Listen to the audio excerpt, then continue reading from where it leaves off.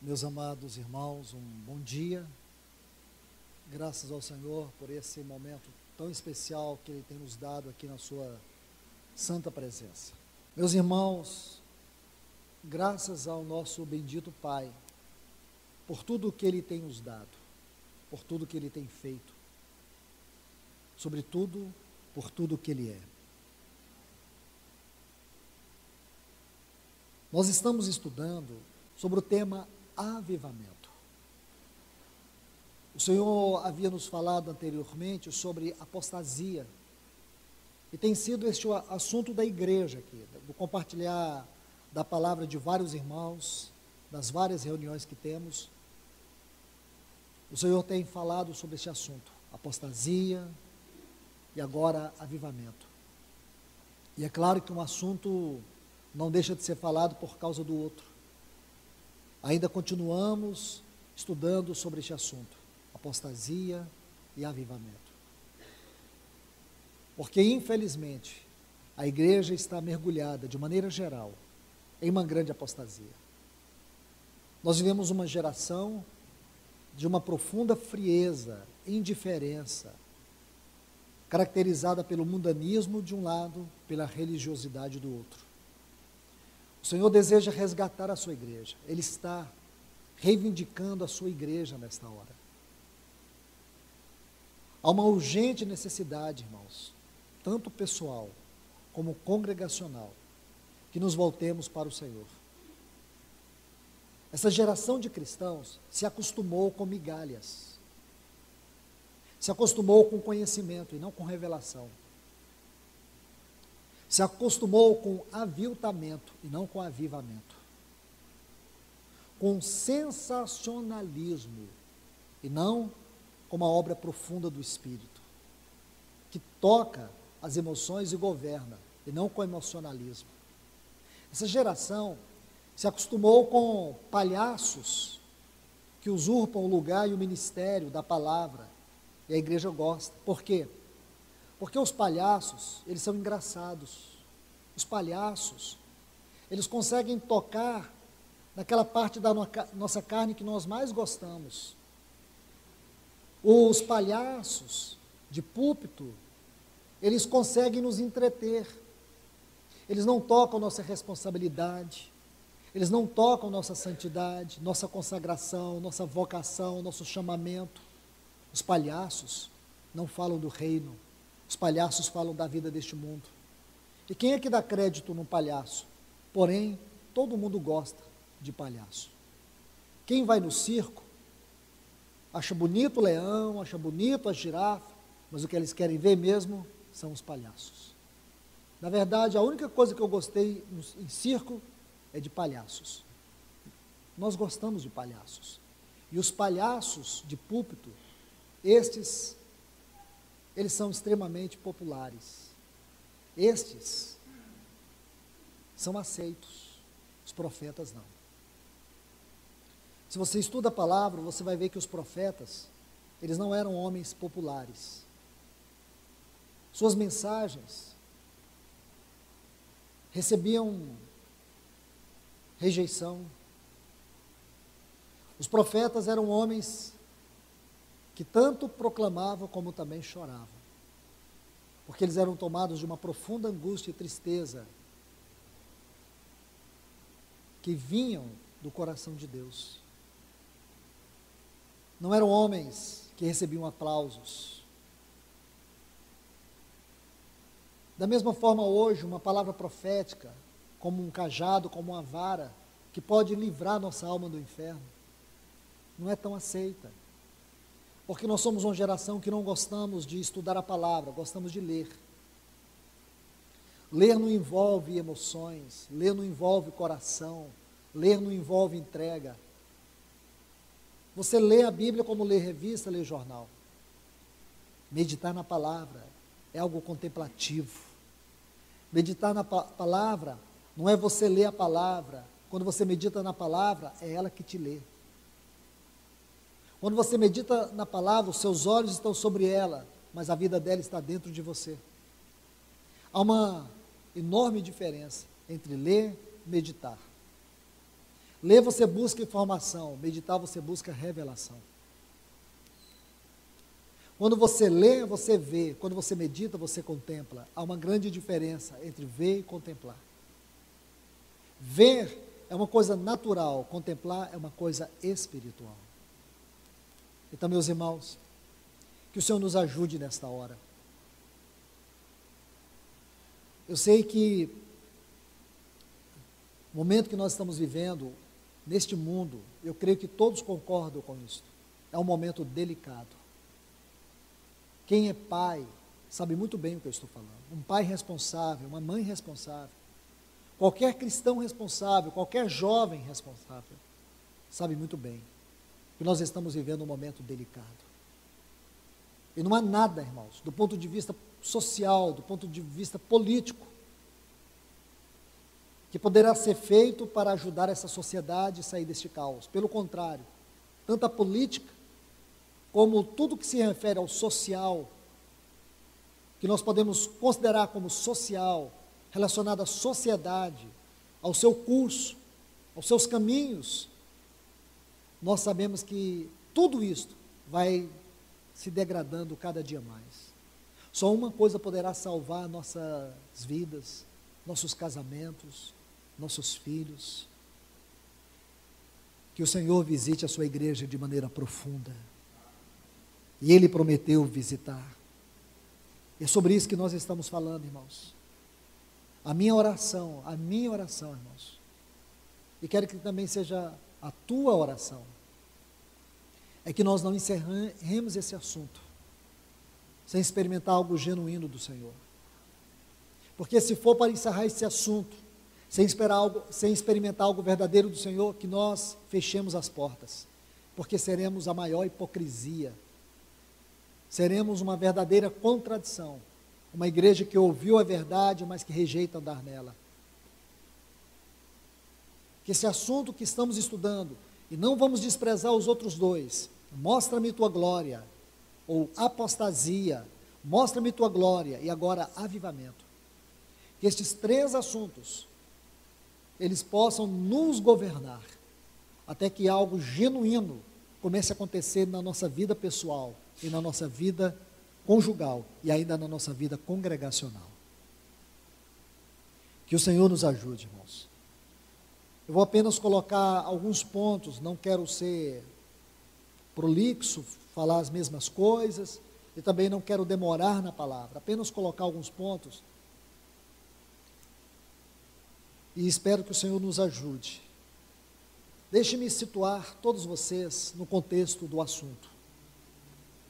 Nós estamos estudando dois assuntos, dois temas. Um está baseado no Salmo de número 80. É o assunto da quinta-feira. Nós estamos vendo o avivamento na história. Tivemos só uma palavra. O segundo, nós estamos estudando o avivamento na igreja primitiva. Iremos estudar as igrejas Jerusalém, Antioquia, Corinto, Éfeso e Filadélfia.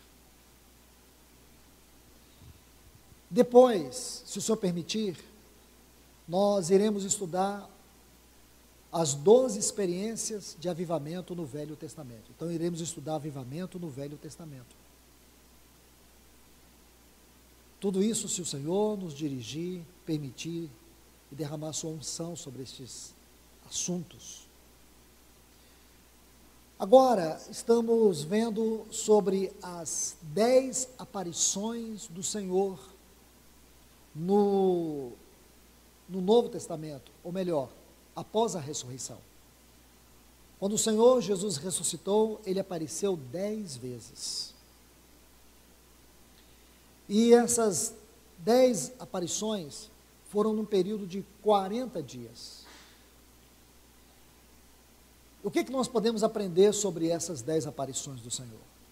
Porque elas constituem para nós o solo, o terreno, o ambiente que se formou naquela comunidade de cristãos, naquela pequena comunidade de cristãos, onde o Espírito Santo encontrou lugar para ele se derramar de maneira abundante. Por isso é tão importante estudar as aparições do Senhor.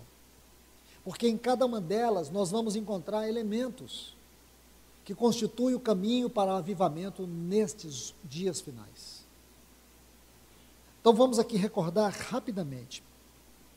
A primeira aparição do Senhor se encontra em Marcos, no capítulo 16, o versículo 9 a 11. E depois, capítulo 20, e os versículos 11 a 18. Foi aquela aparição do Senhor a Maria Madalena. Não quero prolongar o assunto aqui, porque já foi ministrado. A frase que descreve este primeiro elemento do terreno que constitui o avivamento é fome de Deus. Nunca, irmãos, nunca, comunidade alguma, nunca, na experiência do povo de Deus, houve um avivamento sem que antes houvesse fome de Deus. Sem a fome de Deus, nós não teremos avivamento.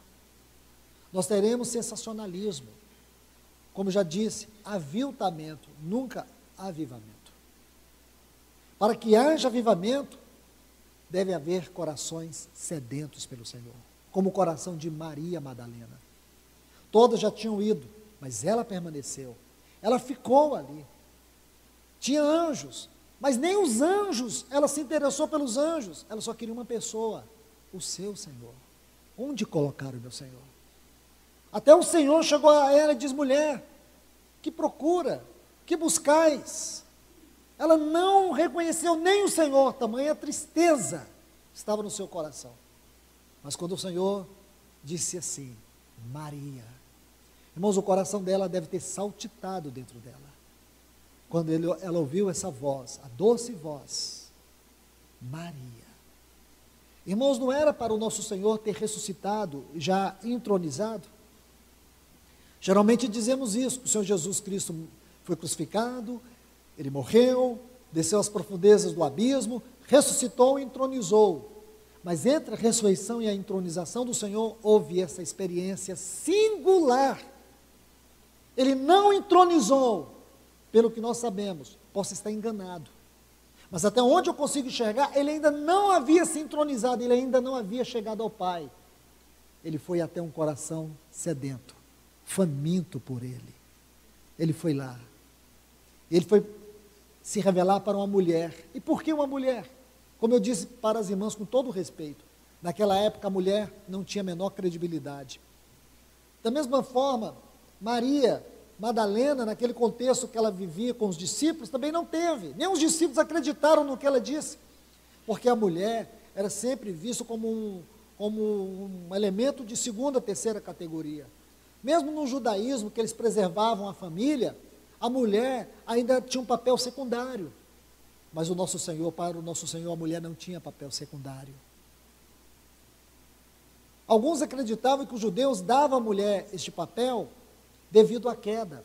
Mas o Senhor não considerou a queda, Ele redimiu a mulher numa posição muito especial. Ele fez de uma mulher aquela que foi proclamar a maior de todas as mensagens do universo. O Senhor Jesus ressuscitou. Foi uma mulher que pregou a mensagem mais importante do universo. Se o pecado entrou pela mulher, a mensagem da redenção também foi proclamada primeiramente por uma mulher. Glórias ao nosso Senhor.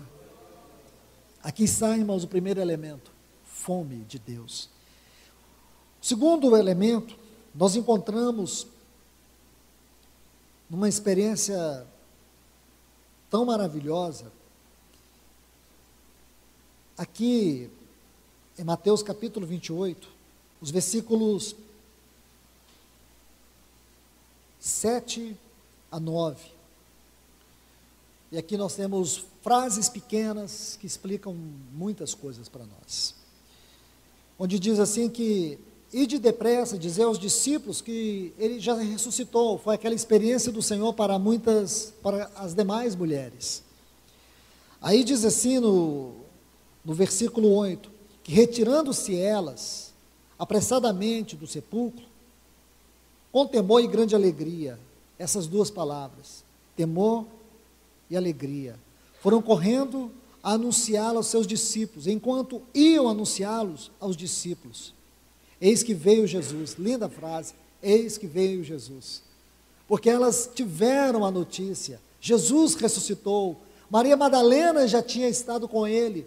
Agora as demais mulheres, quando essas mulheres saíram correndo, motivadas por essa grande mensagem de boas novas, eis que Jesus foi até elas. Aí diz assim, salve, e elas aproximando-se, abraçaram-lhe os pés e o adoraram.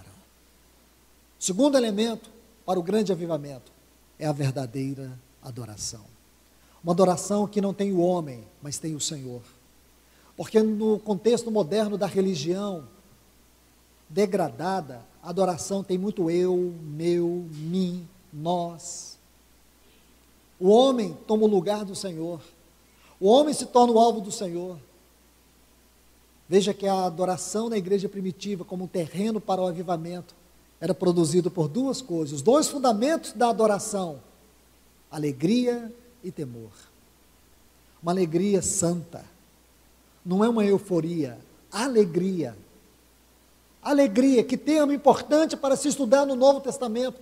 Não é uma alegria que é produto de sensações, mas produto de uma realidade espiritual. Quando você estuda este assunto, você precisa conhecer Filipenses, onde havia um homem algemado, condenado à morte, e ele escreveu uma carta tão cheia de alegria. Ele diz assim para os irmãos: alegrai-vos no Senhor, outra vez vos digo, alegrai-vos. Por que alegrai-vos no Senhor? Porque fora do Senhor não existe alegria, o que existe são sensações. Sensações. O que existe é euforia, a verdadeira alegria é no Senhor, porque Ele é a nossa alegria. Alegria do ponto de vista natural é um estado de espírito, mas a alegria para o cristão é uma pessoa, porque nunca houve na terra um homem mais alegre do que o nosso Senhor Jesus. Mesmo passando pela morte, mesmo descendo às profundezas do abismo, mesmo sofrendo tudo o que ele sofreu, ele nunca perdeu a alegria, porque a alegria nele era uma realidade, era uma certeza, era uma comunhão eterna que ele sempre teve com o Pai. Então, meus irmãos, essa deve ser a nossa alegria, o Senhor. E temor aqui é reverência. Temor é reverência. Que o Senhor nos ajude, irmãos. Que o Senhor nos dê temor e nos dê reverência, para que a adoração seja uma realidade entre nós. Agora vamos para o terceiro elemento. Este nós vamos estudar nesse exato momento. Está no Evangelho de Lucas, o capítulo 24. É uma passagem longa, mas eu vou colocar alguns pontos para não prolongar. Lucas, capítulo 24, versículos 13 a 32.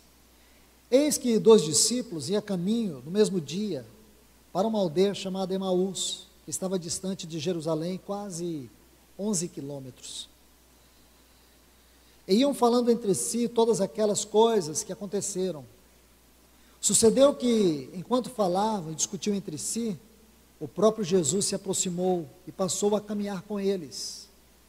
Mas os olhos deles estavam impedidos para que não o conhecessem. Ele lhes disse: que discussão são essa que tendes entre vós enquanto caminhais? Eles pararam com semblante triste. Respondendo um deles, que se chamava Cleopas, disse-lhe: tu és o único forasteiro em Jerusalém que não sabe das coisas que nela aconteceram nesses dias?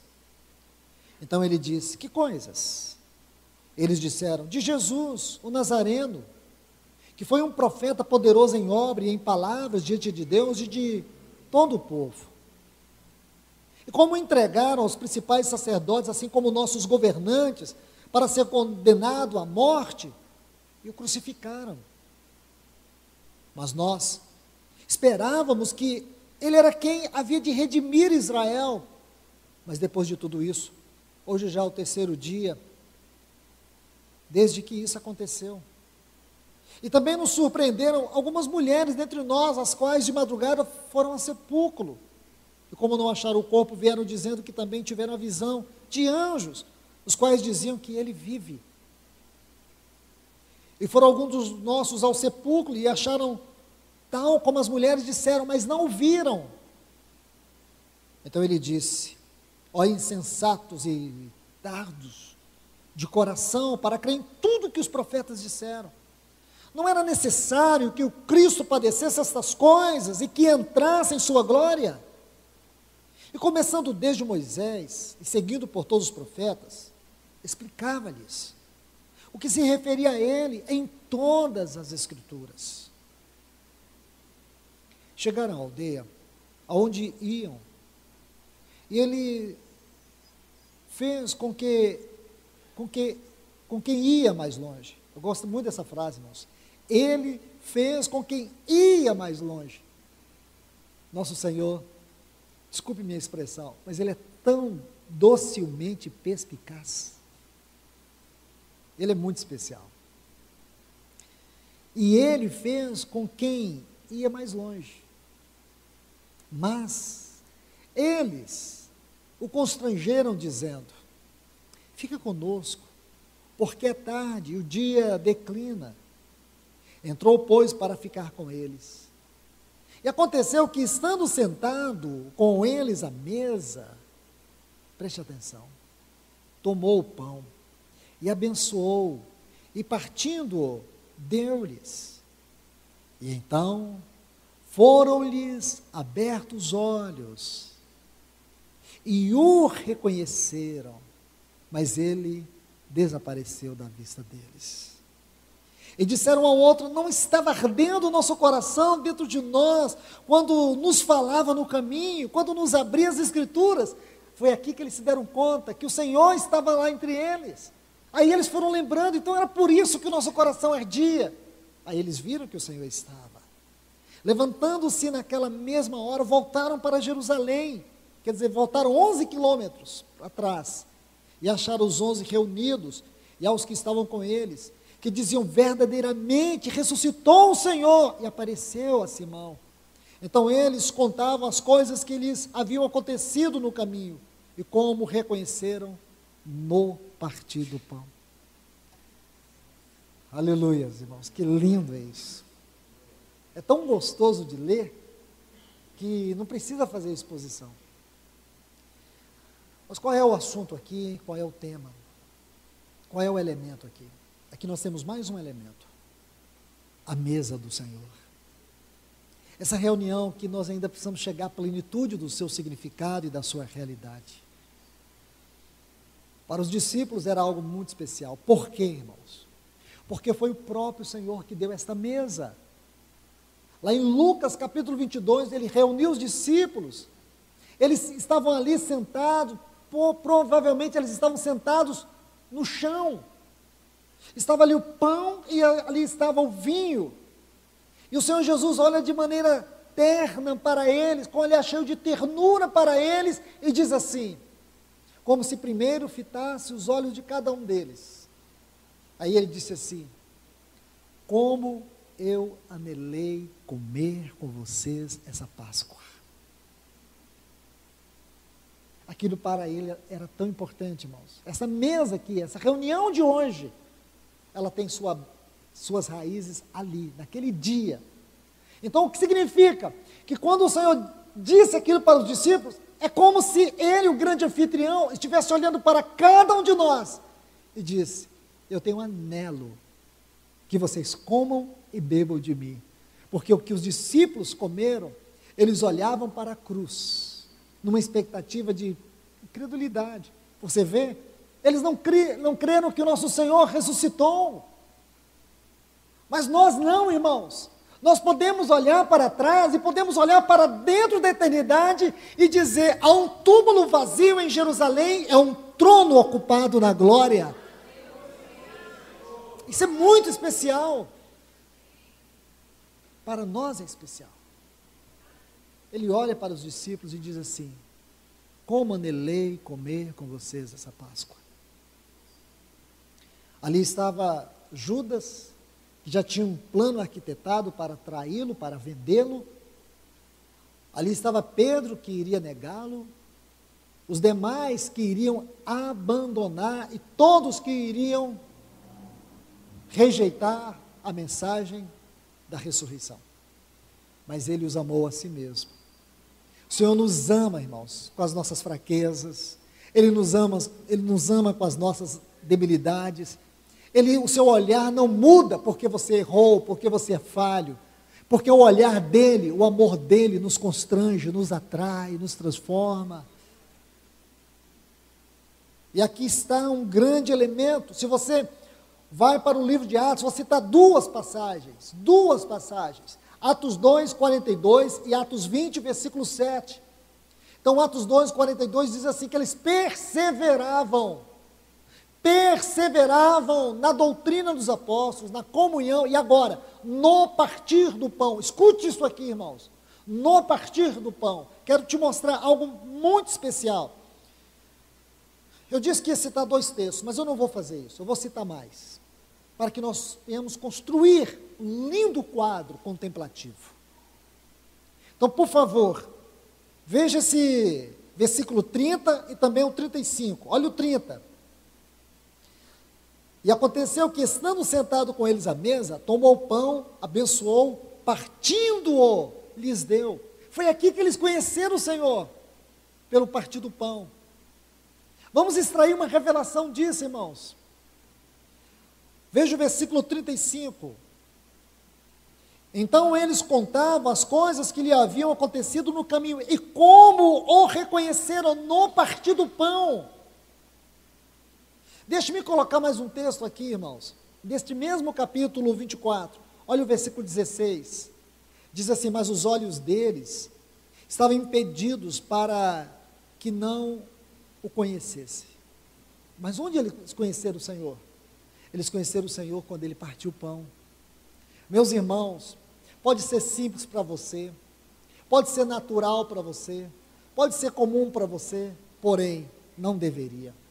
A reunião da mesa do Senhor não é uma reunião, é a reunião, é a maior reunião que a igreja pode ter.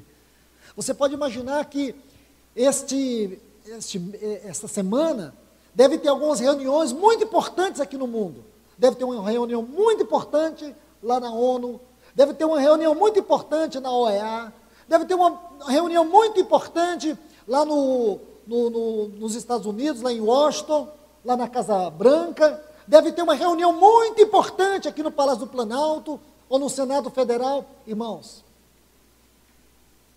essas reuniões não se comparam com esta reunião. O valor dessa reunião tem um caráter eterno, porque a glória da eternidade, o reino de Deus é maior do que tudo isso que você pode imaginar. Essas coisas são passageiras, mas a glória do Senhor é eterna, o reino do Senhor é eterno, e nós somos parte deste reino. Nós temos que ter uma consciência celestial, nós temos que ter uma mentalidade celestial, nós temos que ter uma visão celestial, nós temos que ter um andar celestial, nós temos uma identidade celestial. Então, o que significa essa reunião? Ela não é religião. Essa reunião foi o Senhor que nos deu, e hoje nós podemos, como igreja, nosso irmão foi muito claro aqui, e feliz nas suas colocações, essa salvação é a maior dádiva que nós temos.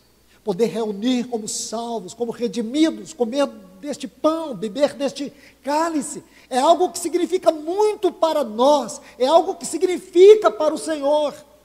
Ele anela que nós comemos dele, que nós bebemos dele. Isso não é religião, isso é realidade espiritual. É isso que nos identifica como a igreja do Senhor, não é como uma denominação, como igreja. A igreja do Senhor não é denominação, a igreja é o corpo de Cristo, que tem uma realidade histórica, que tem uma realidade eterna, celestial, orgânica. Então, meus irmãos, e minhas irmãs. A mesa do Senhor. Vamos adicionar mais alguns textos. Eu já adicionei um, Atos 2, 42. Eles perseveravam no partir do pão. Se você olhar ainda o versículo 46 deste mesmo capítulo 2 de Atos, então Atos 2, 46, diz assim: e diariamente perseveravam no templo, partiam o pão de casa em casa. Alguns entendem que eles comiam de maneira social de casa em casa. A ideia não é esta. Até porque uma coisa não pode discordar da outra. A hermenêutica bíblica proíbe que você faça isso. Se lá no versículo 42 diz que eles perseveravam no partir do pão, e se essa frase partir do pão tem a sua conotação direta com relação à mesa do Senhor, que o Senhor fazia isto de maneira espiritual, porque Ele estava não simplesmente fazendo uma refeição no sentido natural, mas que Ele estava lembrando os discípulos daquela mesa que Ele instituiu em Lucas 22. Ele teve uma maneira muito especial em partir aquele pão, e chamá-los à comunhão, comer com Ele, comer dele. Os discípulos naquela época comeram com Ele. Hoje nós comemos Ele, bebemos Ele, desfrutamos dEle, numa reunião profunda e espiritual. E o último texto, é Atos 20 e o versículo 7, diz que no primeiro dia da semana, estando nós reunidos com o propósito de partir o pão. Então essa frase, partir o pão, sempre foi uma maneira de descrever a reunião da mesa do Senhor na igreja primitiva. Ora, o que tem isso a ver com avivamento, irmãos? Tem tudo. Tem tudo, irmãos. Porque se a mesa do Senhor não tiver um lugar central na comunhão da igreja, se ela tiver um lugar secundário, é porque o Senhor ainda não alcançou um lugar de preeminência na vida comunitária deste povo. Se a mesa do Senhor ela é colocada em segundo plano, aí, o que nós pretendemos? Nós achamos que poderíamos ter outras reuniões, reunião da palavra, reunião disso, reunião daquilo. Irmãos, a mesa do Senhor é a reunião central do povo de Deus. Essa reunião é importante, porque aqui nós adoramos a uma pessoa pela sua obra, por tudo aquilo que Ele fez por nós, como também por tudo aquilo que Ele é para nós, sua pessoa. Sua pessoa é o que Ele é para nós. Sua obra é o que Ele fez por nós. E aqui o Senhor se revela. É como se nós pudéssemos criar uma ponte que nos ligasse do momento que nós estamos até aquele capítulo glorioso de Lucas 22, onde o Senhor diz: como eu anelei comer convosco essa Páscoa. Nós podemos, irmãos, não somente aí, mas nós podemos sair dessa experiência gloriosa do Senhor com os seus discípulos e voltarmos até aquela experiência de Abraão com Isaac, lá no Monte Moriá, onde Isaac diz assim: papai, aqui está o cutelo, aqui está a lenha, mas aonde está o cordeiro? Aí Abraão diz assim: Deus proverá para si o cordeiro.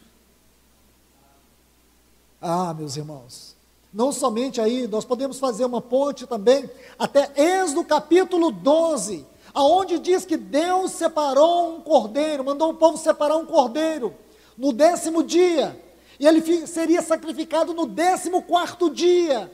Isso nos mostra, irmãos, que havia dentro de Deus, mesmo que de maneira figurada, havia dentro de Deus um cordeiro sacrificado, que essa ideia da mesa, que essa ideia do sangue derramado, a ideia da cruz de Cristo Jesus, já era um princípio eterno dentro de Deus. O pecado não pegou Deus de surpresa, o nosso pecado não pegou Ele de surpresa, já havia um cordeiro em Deus para ser sacrificado no nosso lugar.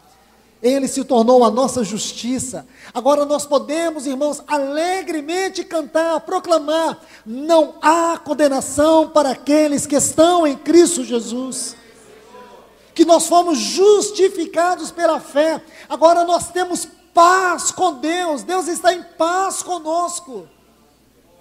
Então você vê, Se não houver esse coração, não vai ter avivamento, irmãos. Se não houver essa consciência do poder do sangue de Cristo, se não houver esta experiência de comunhão, de adoração, de consciência do que é a cruz, do que foi a cruz, nós vamos gravitar em torno das nossas necessidades, nós vamos ficar girando em torno de entretenimentos, de cultos fantásticos, de cultos atrativos, de cultos que têm em vista pessoas e não o Senhor. Como o Senhor vai derramar avivamento onde Cristo não é o foco central? E esse foco central começa com a reunião da sua mesa. Não é a nossa ceia, é a ceia dele. Os discípulos entenderam isso muito antes, irmãos. E eles reuniam, eles perseveravam para partir o pão. Sempre no primeiro dia da semana, a igreja partiu o pão.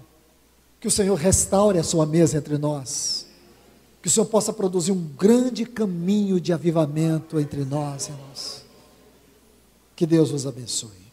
Amado Deus e Pai, nós te adoramos, nós te bendizemos. Mais uma vez, Senhor, estivemos aos teus pés, ouvindo a tua palavra, como Maria em Betânia. Senhor, nós queremos ser a tua Betânia, como tua igreja, e nós queremos ser Maria de maneira individual, de forma congregacional nós queremos ser Betânia, mas de maneira pessoal nós queremos ser Maria, queremos ser um lugar onde o Senhor está, e queremos ser uma pessoa aos teus pés, que o nosso único anelo aos teus pés é ouvir a tua palavra. Fala a nós nessa manhã, Senhor, encontre aqui o verdadeiro terreno, o terreno que o Senhor busca, para nos inundar do teu Espírito Santo, e que esta obra, que esse avivamento possa produzir uma obra tão grande em nossa vida, que isso reflita no nosso casamento, que isso reflita nos nossos filhos, que isso reflita no nosso trabalho, para as pessoas que estão em torno de nós, as pessoas que nós vamos encontrar. Ó Deus, que haja verdadeiramente algo do Senhor na nossa vida, nos nossos olhos, na nossa maneira de ouvir, na nossa maneira de falar, na nossa maneira de orar, na nossa maneira de adorar, que nós sejamos, Senhor, luzeiros aqui neste mundo, porque essa terra cambaleia como um bêbado caminhando para a sua própria sepultura. Essa geração está degradada, perdida, há um mau cheiro de pecado, um terrível mau odor de tanta imundícia, mas nós queremos ser o teu bom perfume, Senhor. Aonde nós estivermos, as pessoas possam sentir o aroma da tua presença, a docilidade, Senhor, da tua voz que diz Maria, que toca o coração, que isto seja visto através da nossa vida. Traz este avivamento, Senhor, que esse avivamento possa nos levar a ganhar centenas e milhares de pessoas para o Senhor. Oh Deus, que este avivamento nos leve para a grande comissão, Senhor. Pai, em nome de Jesus, ajuda-nos como igreja neste lugar. Senhor, nós não queremos aqui algo que não seja para o Senhor, nós não queremos nada de um avivamento, não queremos um avivamento para nós queremos um avivamento para Ti, Senhor. Nós queremos um avivamento que apresse a Tua volta, Senhor. Em nome de Jesus, ó Deus, tenha Teu lugar na Tua palavra, tenha Teu lugar nesta reunião, vem nos abençoar no grande nome de Jesus. Nós oramos mais uma vez. Amém, Senhor.